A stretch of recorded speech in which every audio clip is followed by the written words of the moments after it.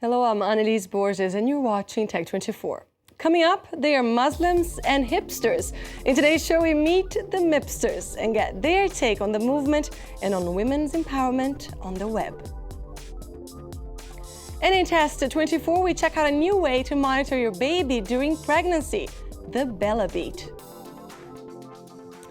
They created a name for themselves on the internet and a brand new word in the Urban Dictionary. Meet the Mipsters, a group of young women with a mission to prove that it is possible to be hip and stylish while still covering up. Today, I'm pleased to be joined by Yasmin Chebi, one of the founders of the movement. Yasmin, thank you so much for being with us today. My first question to you is, who or what is a Mipster? So the Mipsters are the Muslim hipsters. So hipsters are just a group of people who are interested in third culture. They're at the forefront of music and fashion and new ideas. So the Mipster is the Muslim version of that. And it started off as kind of like a satirical jab at like corporate America, kind of an alternative to the very rigid corporate societal structure. And so we became the Muslim hipster, the Mipster. Now talk to us about the video that has given you guys so much visibility. Who had the idea and what's the message behind it? So the video was formed from, the idea was formed from a group of the Mipsters in New York. And they wanted at first to do a music video for a Muslim female singer that's pretty well known here in America, and they wanted to portray different views of women who wore hijab in this video. But eventually that didn't work, so we changed the song.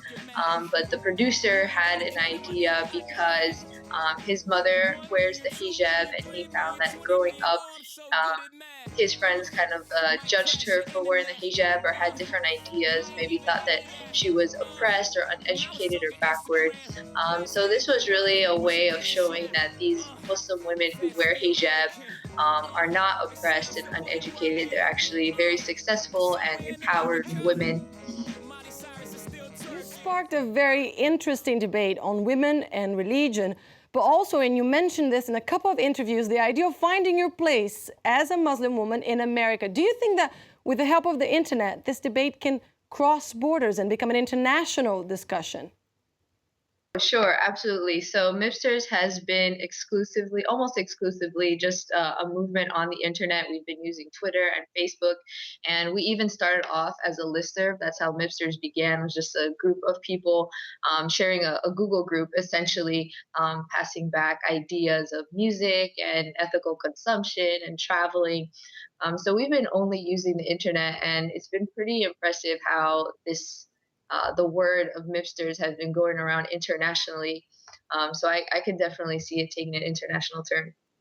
And what do you expect from the future? I mean, you're a doctoral candidate of medical dentistry at Harvard, but regarding the Mipsters, how far do you see this movement going? That's a good question. So really, Mipsters, because it's such an open forum with such a diverse group of people, it's really whatever people want it to be. We've had some really interesting collaborations come from members of the listserv. We've had different startups start up, language groups, different kinds of meetups, different projects. So Mipsters is really just like a collection of people who share this certain interest in third culture and like the upcoming trends. So whatever they want to do with these projects is where Mipsters is going to go.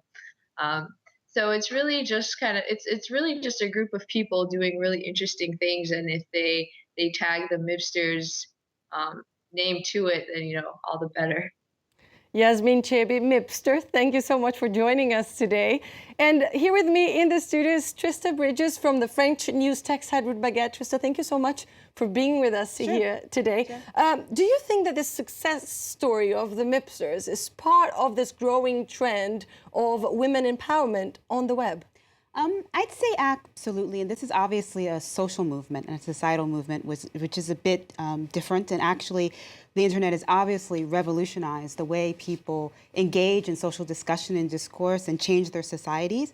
I would say as well that there's also an economic implication as well, because the internet, because it's given us the ability to create businesses from our home, for example, it's rapidly decreased the amount of money you need to actually create a business. I think that also gives women who sometimes may be in environments where they're a bit separated from, from the world, or maybe they're in places where there's not as much access in terms of, into the workplace, or maybe even they have commitments with children and family and such. It's given them a medium, really, a means to actually create a business and to generate income even from their home. So I think certainly the internet has transformed the debate around women's empowerment. All right. Well, thank you so much, Trista. And don't go away, because up next is Test 24.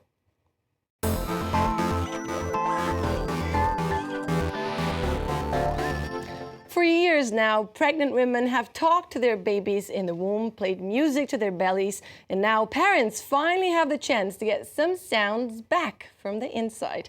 A new gadget developed in Croatia gives expected parents a sneak preview of their baby with digital audio and social networking technology.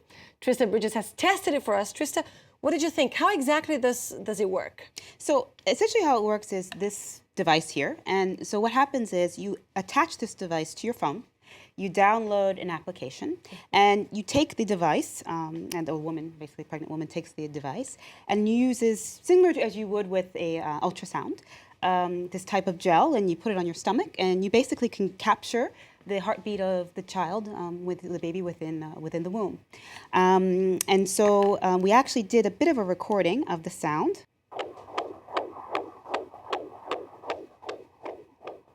So that's the kind of sound that you will get when you tape it. And the Bella Beat is just the latest release in a booming sector, that of the self-monitoring industry applied to parenting. There are many other examples within that industry, like the Owlet Baby Monitor, which checks oxygen levels, and Huggies Tweet Pee, which does exactly what promises to do, sends a tweet when the baby has peed. How far will this trend go, Trista, in your opinion?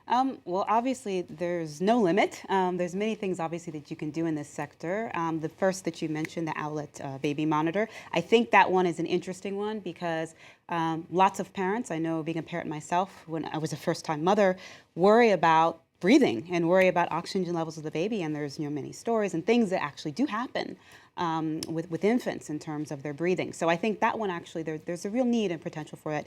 The other that sends a tweet when the baby has gone to the bathroom, I think, or wet in their diaper. I think that actually. I don't exactly see the need for that, but it shows you that it's possible to innovate around any aspect of parenting and having an infant, and in many different ways. All right, well, thanks for that, Trista Borges from the Rude Baguette. Sure. Thanks for being with us today, and that's all we have time for. Thanks for tuning in to another edition of Tech 24. You can get in touch with us on Facebook or on Twitter. Our hashtag is Tech24. And we leave you today with images of the first real hoverboard, which turned out to be, I hate to say it, a hoax. Sorry to burst your high-flying dreams there, but Funny or Die is behind the HUVR mysterious tech company claiming to have invented the first hoverboard. Alas, despite the impressive viral campaign, the only place you'll find hoverboards for now is on screen or in your dreams. Thanks for watching, and stay with us here on France 24.